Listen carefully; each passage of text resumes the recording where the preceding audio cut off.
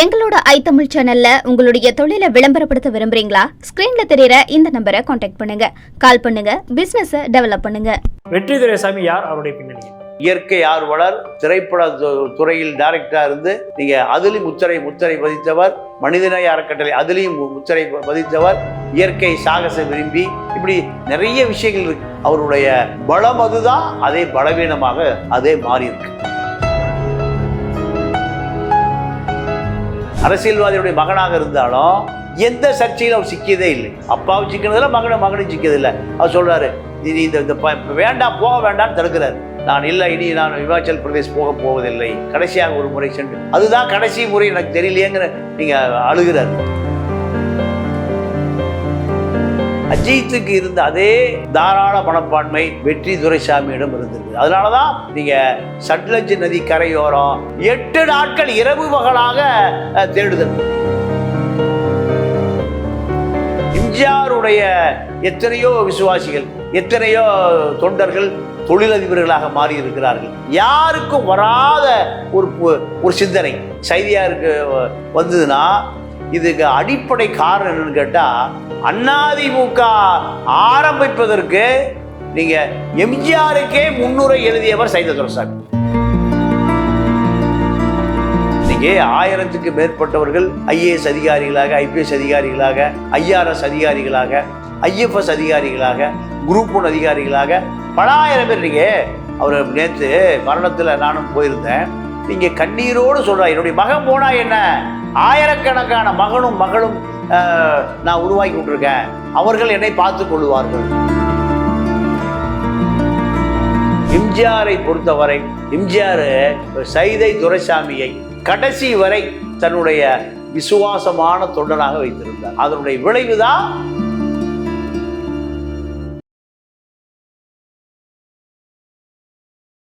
ஐ-தமிழர்களுக்கு வணக்கம். இன்றைய நேர்காணலில் நம்முடைய இணைந்திருப்பவர் மூத்த பத்திரிகையாளர் திரு பாண்டியன் அவர்கள்.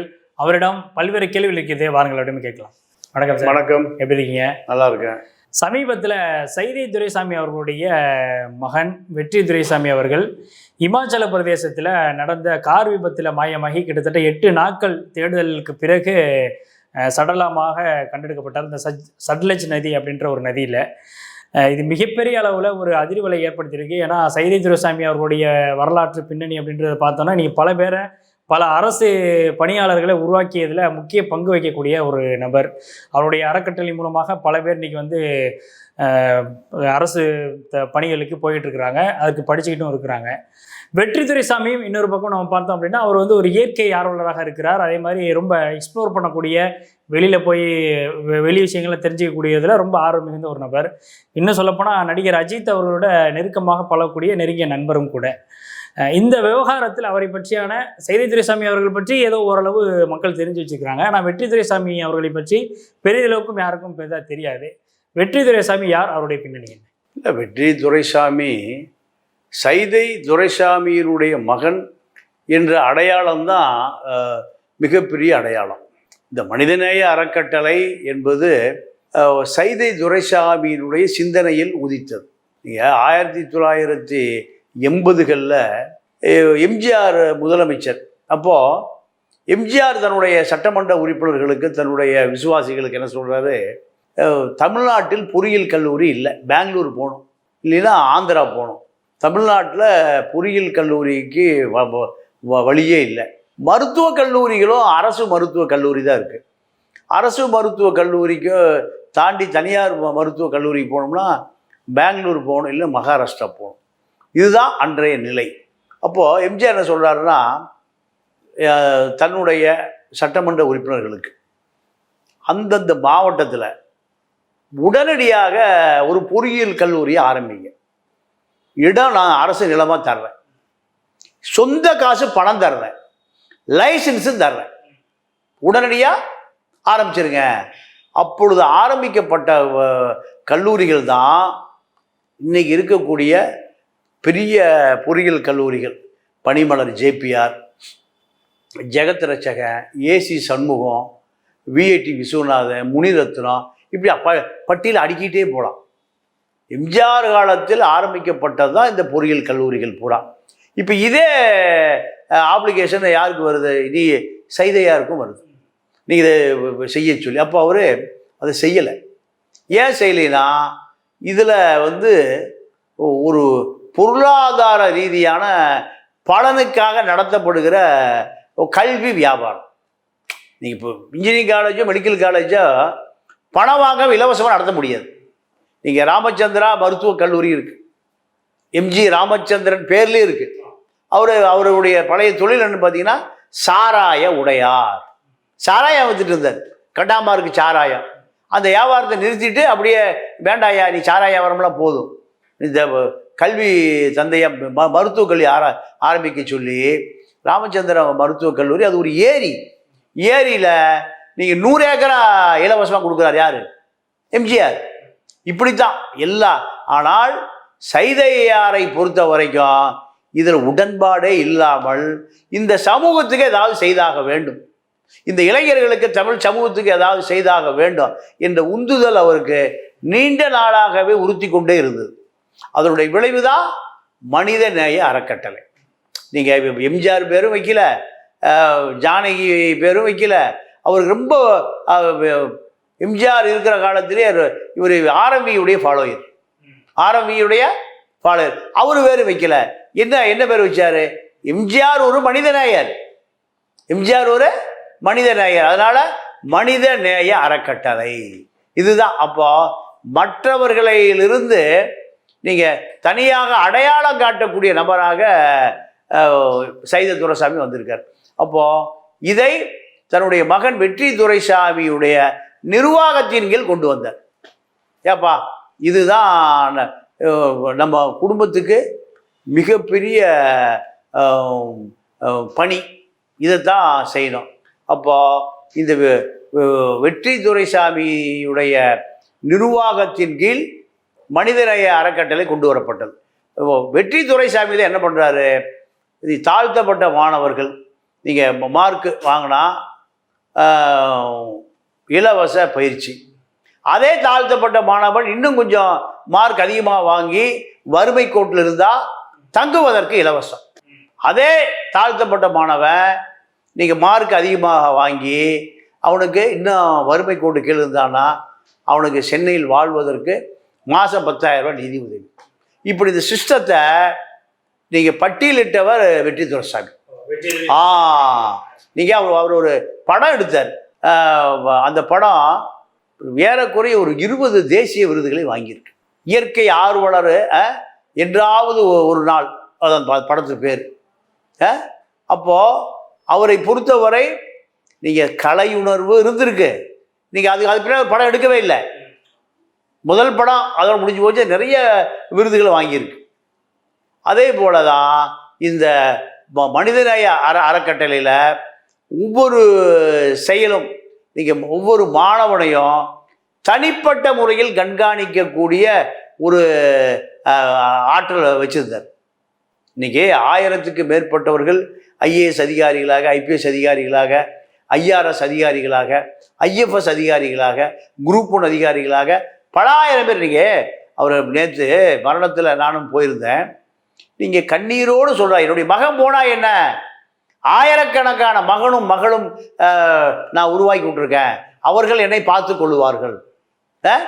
இந்த அதாவது இந்த ஐஏஎஸ் அகாடமி இது எம்ஜிஆருடைய எத்தனையோ விசுவாசிகள், எத்தனையோ தொண்டர்கள் தொழிலதிபர்களாக மாறி இருக்கிறார்கள். யாருக்கும் வராத ஒரு சிந்தனை சைதையாருக்கு வந்ததுன்னா இதுக்கு அடிப்படை காரணம் என்னன்னு கேட்டால், அதிமுக ஆரம்பிப்பதற்கு நீங்க எம்ஜிஆருக்கே முன்னுரை எழுதியவர் சைதை துரைசாமி. எம்ஜிஆருக்கு முன்னுரை எழுதியவர். எப்படின்னா 1970 இவர் சாதாரண ஒரு மில் தொழிலாளி சைதையார் துரைசாமி. 70னா 30, 20, 54 வருஷத்துக்கு கழிச்சுங்க. 54 வருடத்துக்கு முன்பு சாதாரண ஒரு மில் தொழிலாளி, எம்ஜிஆருடைய விசுவாசி, எம்ஜிஆருடைய ரசிகன். அப்போ திமுக ஆட்சியில் இருக்கிற பொழுது எம்ஜிஆர் மன்றம் திமுகவில் இருக்கும். இதெல்லாம் சார்பு மன்றங்கள், அண்ணா மன்றம், கலைஞர் மன்றம், எம்ஜிஆர் மன்றம். அப்போ எம்ஜிஆருக்கு தான் திமுகவில் திரைப்பட ரசிகர்கள் அதிகம். எம்ஜிஆருடைய தொண்டர்கள் தான் திமுகவுக்காக கட்சி வேலை செய்வான், ரத்தம் சிந்துவான், சண்டை எல்லாமே எம்ஜிஆர் ரசிகர்கள் தான். எல்லாம் திமுக தானே. எம்ஜிஆர் படம் பூராம கருப்பு சேவை கொடி இல்லாமல் வராது. திரைப்படத்துக்குள்ள அரசியலை புகுத்தியவர் ஒரே ஆள் எம்ஜிஆர் தான். அப்படி இருந்தால் தான் ப்ரொடியூசர் படத்தில் நடிப்பார், இல்லை நடிக்கவே மாட்டார். ப்ரொடியூசரை பொறுத்த வரைக்கும் திமுக கட்சி கொள்கை பாடல் அது இருக்கணும், இல்லைன்னா படமே வேண்டாம். அன்னைக்கெல்லாம் 5 லட்ச ரூபா தான், இன்னைக்கு மாதிரி 150 கோடி ரூபாய் வாங்குறது இல்லை. 5 லட்ச ரூபாய் பெரிய பணம். அப்போ அச்சம் என்பது மடமையடா, அஞ்சாமை திராவிட உடமையடா. இதெல்லாம் ஒவ்வொரு படத்திலையும் திமுக கொடி இருக்கு, கொள்கை பாட்டு இருக்கும். தன்னாலே வெளிவரும் தயங்காதே, ஒரு தலைவன் இருக்கிறான் மயங்காதே, அண்ணாவை காமிப்பாங்க. இதுதான் அன்றைய அரசியல். அப்போ இப்படி இருக்கிற காலத்துல எம்ஜிஆருடைய சார்பு மன்றங்களை கருணாநிதி கலைக்க சொல்றாரு. ஏன் கலைக்க சொல்றாருன்னா, 2 அதிகார மையம் ஒரே கட்சிக்குள்ள உருவாயிரு. எம்ஜிஆர் ரசிகர் மன்றத்தில் இருக்கிற எம்ஜிஆர் ரசிகர் மன்ற செயலாளர் திமுக செயலாளர் சொன்னா கேட்க மாட்டான். திமுக வார்டு செயலாளர் எம்ஜிஆர் ரசிகர் மன்றம் சொன்னா கேட்க மாட்டான். இந்த பக்கம் திமுக மன்றம் இருக்கு, அந்த பக்கம் எம்ஜிஆர் மன்றம் இருக்கு. இதுதான் தமிழ்நாடு முழுக்க. அப்போ கருணாநிதி என்ன நினைக்கிறாரு, எதிர்காலத்தில் நமக்கு ஒரு பெரிய ஒரு எதிர்ப்பு சக்தியா எம்ஜிஆர் ரசிகர்கள் வந்துருவான்னு கருணாநிதி என்னைக்கு கணிக்கிறாரு, 70களில் கணிக்கிறாரு. கணிச்சு என்ன பண்றாரு, சார்பு மன்றத்தை கலைக்க சொல்றாரு. எம்ஜிஆர்ட்டையும் சொல்லி கலைக்க சொல்றாரு. கருணாநிதி சொல்லி அவனும் கலைக்க மாட்டாங்க, எம்ஜிஆர் சொல்லி கலைக்க சொல்றாரு. அப்போ எம்ஜிஆர் என்ன பண்றாரு, சரி ஒரே கட்சிக்குள்ள 2 அதிகார மையம் வேண்டாம், அதாவது காங்கிரஸுக்கு இது ஒரு பெரிய காங்கிரஸ் ஜெயிச்சிடும். அதனால எம்ஜிஆரே ஒரு மேடையில் சார்பு மன்றம் எம்ஜிஆர் மன்றத்தை போல கலைச்சிருங்கன்ட்டு சொல்றாரு. சொல்லிட்டு அதே மேடையில் கருணாநிதி இருக்கார், இறங்கி வர்றாரு. இறங்கி வருகிற பொழுது துரைசாமி ஓடி போய், தலைவரே தப்பு பண்ணிட்டாண்ண அப்படிங்கிறாரு. எம்ஜிஆர் அதிர்ச்சி, என்னன்னு கேட்குறாரு. சார்பு மன்றம் பூரா நம்ம எம்ஜிஆர் ரசிகர் மன்றத்தை சேர்ந்தவங்க இருக்காங்க, அவங்கள திமுக காரன் மதிக்க மாட்டான். திமுக தலைவர்கள் இந்த சார்பு மன்ற ஆட்களை பதவிக்கு வர விடுறதில்லை. அதனால இது ஒரு நீண்ட நாளாக சர்ச்சை இருந்திருக்கு. இன்னைக்கு உங்க வாயாலேயே எங்களெல்லாம் நடுத்தரு கொண்டு வந்தீங்கன்னு யார் சொல்றா? அப்போ சைதையில் பெரும் துரைசாமி தான், ஒரு மில் தொழிலாளி, ஒரு தொழிலாளி. அப்போ எம்ஜிஆர் அதிர்ச்சி ஆயிடுறாரு. எம்ஜிஆரை அதிர்ச்சியில் ஆழ்த்திய நிகழ்ச்சி அது. இது யார் மூல காரணம்? இந்த துரைசாமி தான். அப்போ எம்ஜிஆர் அன்னைக்கு இரவு வீட்டுக்கு போய் மூத்த தலைவர்கிட்டலாம் கேட்குறாரு, இப்படி ஒரு துரைசாமி சொல்றாரு, உண்மையாகவே கட்சிக்குள்ள எம்ஜிஆர் ரசிகர் மன்றம் புறக்கணிக்கப்படுதா? உண்மை உண்மை உண்மை. அப்போல்லாம் ட்ரங்கால் பண்ணி தான் பேசணும், எல்லா தலைவர்களும் இதுதான் கதை. இதுதான் எம்ஜிஆரை அதிமுக உருவாவதற்கான முன்னுரை எழுதப்பட்ட நாள். இதோட இன்னொரு விஷயம் என்ன பண்றாருன்னா, செய்த இந்த தகவல் கேட்ட உடனேயும் கருணாநிதி என்ன பண்றாரு, நீங்க திமுகவில் பல பேருக்கு சித்தம் கலங்கி பல பேருக்கு மூளை சூடேறிடுச்சு, எல்லாம் எலுமிச்சங்காய் தேய்ச்சி குளிங்கிறார். யாரு? திமுகவிலே நிறைய பேருக்கு, எம்ஜிஆர் மன்றத்தை சார்ந்தவர்களுக்கு நிறைய பேருக்கு மூளை கலங்கி போச்சுங்கிறாரு. இது சொன்ன உடனே எம்ஜிஆர் ரசிகன் பூரா கொதிச்சு எழுந்து நிற்கிறான். இல்லை நம்ம திமுகவில் இருக்கோம், திமுக உழைக்கிறோம், நமக்கு பூரா மூளை குழம்பி போச்சுக்கிறாரு, எம்ஜிஆர் மன்றம் கலைக்கப்பட்டது சரிங்கிறாரு. இதுதான் பெரிய சர்ச்சை அன்னைக்கு திமுகக்குள்ளேயே. அன்னைக்கு ஒரு 10 நாள் 15 நாளில் ஒரு கூட்டம், கருணாநிதி முதலமைச்சர் கூட்டம். அன்னைக்கெல்லாம் கூட்டம் நடக்கும்போது பார்த்தீங்கன்னா, சால்வை போடுறவன், துண்டு போடுறவன், நிதி கொடுக்குறவன்னு பேச்சு ஆரம்பிக்கிறதுக்கு முந்தி ஒரு 50 பேர் நிற்பான். இதெல்லாம் இன்றைக்கெல்லாம் அப்படிலாம் இல்லை. கூட்டம் நடந்தால் அவன் பேசிட்டு போயிடலாம். அப்போ அதில் ஒரு எலுமிச்சங்காய் மாலையோட இந்த இளைஞன் நிற்கிறார். எதுக்கு? தேய்ச்சி குளிக்க சொல்லி. அப்போ எவனும் கண்டுக்கல, எல்லாம் சால்வை போட்டு இவரும் போகிறாரு, போய் சொல்கிறாரு, சித்தம் கலங்கியவர்கள் தேய்ச்சி குளிப்பதற்காக எலுமிச்சங்காய் மாலையை முதல்ல கருணாநிதிக்கு போட போகிறாரு. விடுவானா? மேடை துவாம்சம் ஆகுது. அந்த இளைஞன் என்னை அடித்து துவைக்கப்படுகிறான். காவல் நிலையத்தில் அவன் கொண்டு போய் போடப்படுகிறான். எம்ஜிஆருக்கு இந்த தகவல் கேள்விப்படுறாரு. எப்படி தொண்டனை அடிக்கலாம்? என்னுடைய தொண்டர் எப்படி தாக்கப்படலாம் திமுக மேடையில்? அப்போ நான் தாக்கப்பட்டதுக்கு சமம். எப்படி நான் திமுக இருக்க முடியும்? இதற்கு தொடக்க புள்ளி யாரு? இந்த சைதை துரைசாமி. அப்போ அதே நேரத்தில் முசிறி புத்தன் ஒருத்தர் இருந்தார், அகில இந்திய எம்ஜிஆர் ரசிகர் மன்ற தலைவர். அவரும் தாக்கப்படுறார் எங்கேயும் பீச் ரோட்டில் வச்சு. அவரும் தாக்கப்படுகிறார். முதல் தாக்குதல் துரைசாமி, ரெண்டாவது முசிறி புத்தன். எம்ஜிஆர் முடிவு பண்ணிட்டார், நான் இனிமேல் திமுக இருக்க முடியாது. என் தொண்டன் அங்கங்கே தாக்கப்படுறது, என் மேலே விழுகிற அடி, அது என் மீது விழுகிற அடி. நான் எப்படி திமுக இணைய முடியும்? வாய்ப்பே இல்லை. திமுக கட்சியிலிருந்து எம்ஜிஆர் ரசிகர் வெளியேறி அதிமுக கட்சி உருவாகுது. இதுதான் இன்றைய அதிமுகவுக்கான வேர். அப்போ எம்ஜிஆரை பொறுத்தவரை, எம்ஜிஆர் சைதை துரைசாமியை கடைசி வரை தன்னுடைய விசுவாசமான தொண்டனாக வைத்திருந்தார். அதனுடைய விளைவு தான் இந்த மனிதநேய அறக்கட்டளை. நீங்கள் இந்த மனிதநேய அறக்கட்டளை நீங்கள் பொருளாதார ரீதியான பலனுக்காக ஆரம்பிக்கப்படவில்லை. ஆயிரக்கணக்கான பேர் இன்னைக்கு இந்தியா முழுக்க ஐஏஎஸ், ஐபிஎஸ், ஐஆர்எஸ் இதை பார்த்து பல புற்றீசல் போல அறக்கட்டளைகள் போல காசு வாங்கிட்டு நடத்துகிறான். நிறைய அகாடமி வந்துருச்சு, எல்லாம் ஐஏஎஸ் அகாடமி. அதில் இந்த மனிதநேய அறக்கட்டளை மட்டும்தான் பணமே வாங்காமல் இலவசமாக, இன்னும் சொல்லப்போனால் தங்குற வசதி இலவசம், ஏழை மாணவனுக்கு அவனுக்கு 10,000 ரூபாய் நிதி உதவி, இதெல்லாமே கடைசி வரை, அதாவது ஒரு நேர்கூட்டு கொண்டு வந்து இதை பார்த்து கொண்டவர் வெற்றி துரைசாமி. ரெண்டாவது, வெற்றி துரைசாமியை பொறுத்தவரை அனைத்து கட்சி நண்பர், அனைத்து கட்சியை சேர்ந்த அத்தனை பேருக்கு நண்பர். இதோட இன்னொரு விஷயம் கேட்டீங்கன்னா, இயற்கை விலங்குகள், பறவைகள், இப்படி அத்தனை விஷயங்களுக்குமான ஒரு அமைதி புறா. அரசியல்வாதியுடைய மகனாக இருந்தாலும் எந்த சர்ச்சையிலும் அவர் சிக்கியதே இல்லை.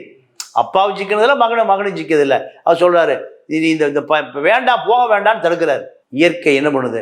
இல்லைப்பா, இனி நான் போக மாட்டேன், இது கடைசியாக போய் இமாச்சல மலை குன்றுகள், ஆறுகள், பனிப்பாறைகளை பார்த்துட்டு வரேன். இந்த இமாச்சல் பிரதேசம் என்பது அழகானது, அதை விட ஆபத்தானது.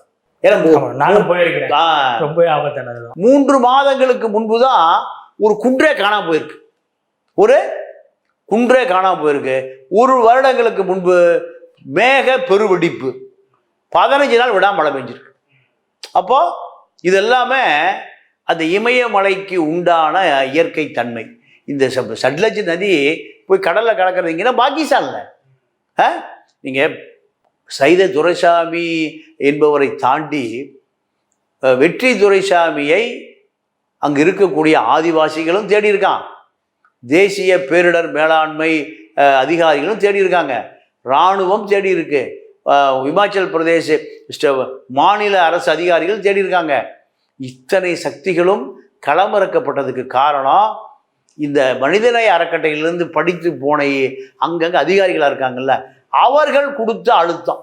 நீங்கள் 8 நாள், 4ஆம் தேதியிலிருந்து 12ஆம் தேதி வரைக்கும் தொடர்ச்சியாக 24 மணி நேரமும் தனியார் ஹெலிகாப்டர் தேடிக்கொண்டே இருந்தது.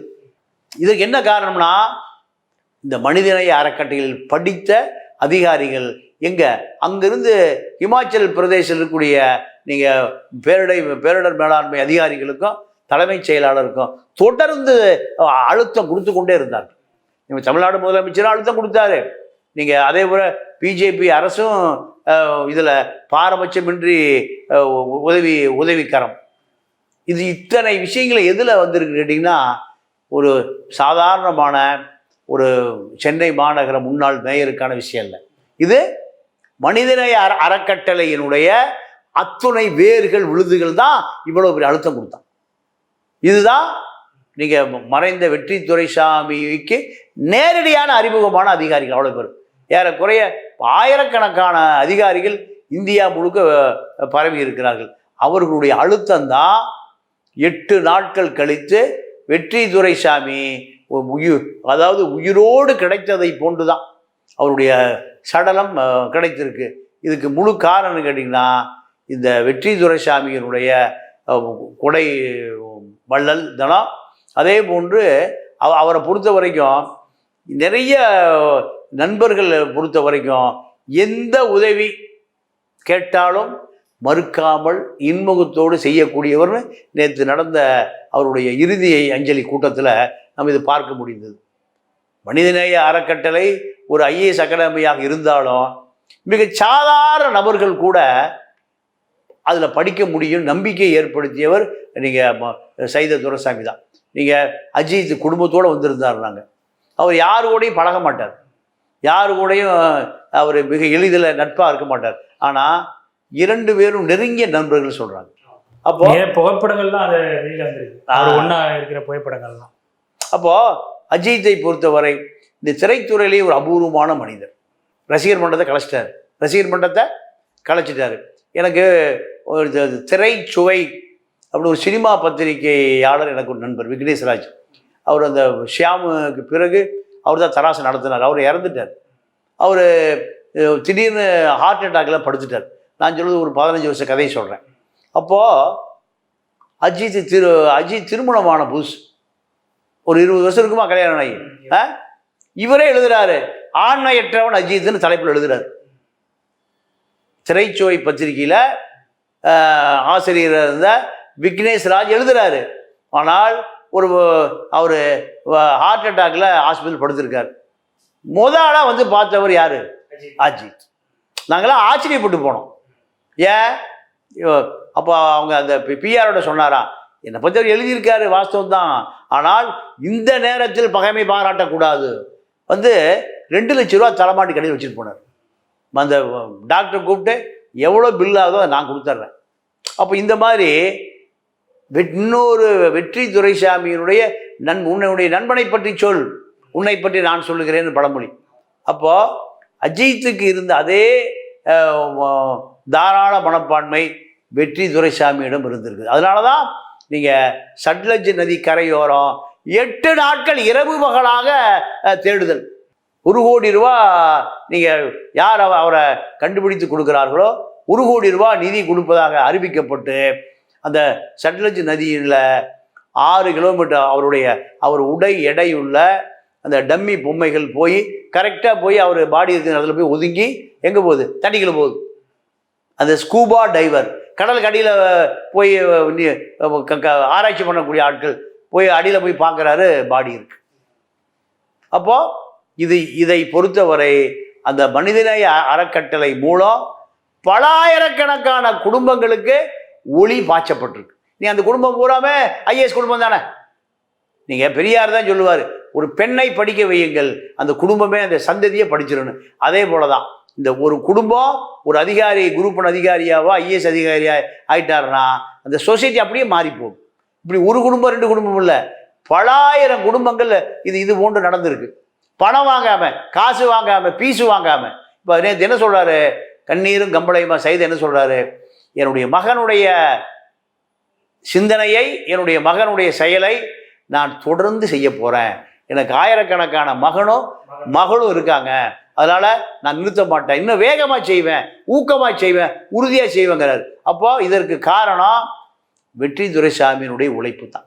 ஏன்னா அப்பாவை விட ஒவ்வொரு செயலையும் மகன் நீங்கள் கூர்ந்து அதை பார்த்து நடத்திட்டு இருந்திருக்காரு. இதுவரைக்கும் எந்த சர்ச்சையும் இல்லாத ஒரு நிறுவனமாக அது மாறி வந்திருக்கிறது. அதுதான் நேரத்தில் பார்க்க முடிஞ்சுது. அவரை பொறுத்தவரை நீங்கள் இயற்கை ஆர்வலர், திரைப்பட துறையில் டைரக்டராக இருந்து நீங்கள் அதுலேயும் முத்திரை பதித்தவர், மனிதநேய அறக்கட்டளை அதுலேயும் முத்திரை பதித்தவர், இயற்கை சாகச விரும்பி, இப்படி நிறைய விஷயங்கள் இருக்கு. அவருடைய பலம் அதுதான், அதே பலவீனமாக அதே மாறி இருக்கு. தந்தை தடுத்திருக்கார், போக வேண்டாம்னு தடுத்திருக்கார். நான் இல்லை, இனி நான் இமாச்சல் பிரதேஷ் போவதில்லை, கடைசியாக ஒரு முறை சென்று, அதுதான் கடைசி முறை எனக்கு தெரியலையேங்கிற நீங்கள் அழுகிறார்.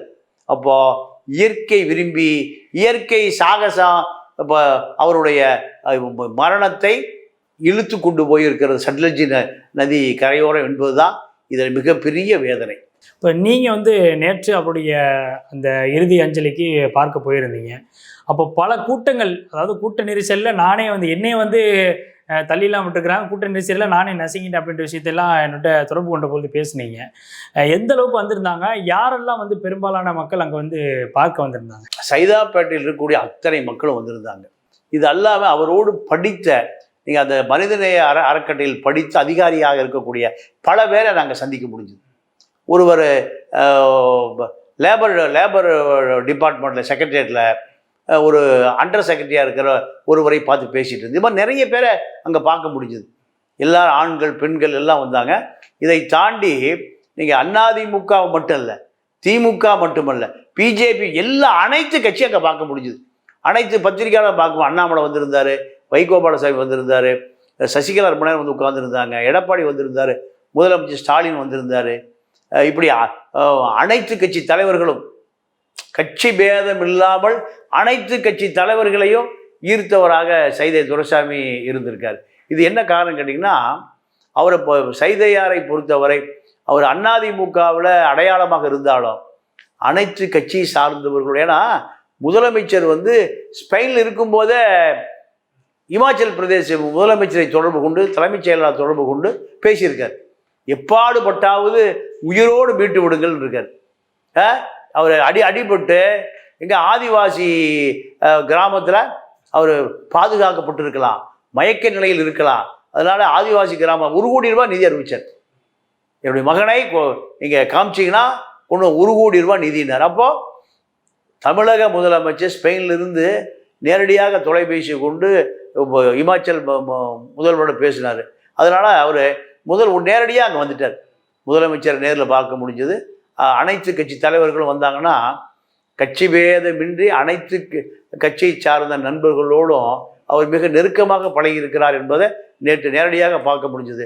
10,000க்கு மேற்பட்டவர்கள் கூடியிருந்தாங்க. சைதாப்பேட்டை, டி நகர், சென்னையில் இருக்கிற பரவலாக இருக்க எல்லா பகுதிகளில் உள்ளவர்களையும் பார்க்க முடிஞ்சது. இது என்ன காரணம் கேட்டிங்கன்னா, அவருடைய வெளிப்படையான இயற்கை தன்மை தான். எல்லா ஊடகவியலாளர்களும் எல்லாமே அங்கு பார்க்க முடிஞ்சது. இதுதான் அவருடைய சிறப்பு. நிச்சயமாக பல்வேறு கேள்விகளுக்கு ரொம்பவே தெளிவாக பதில் சொன்னீங்க. என்னுடைய அரங்கிற்கு வந்து நேர்காணல் அளித்ததுக்கு மிக்க நன்றி சார். நன்றி, வணக்கம்.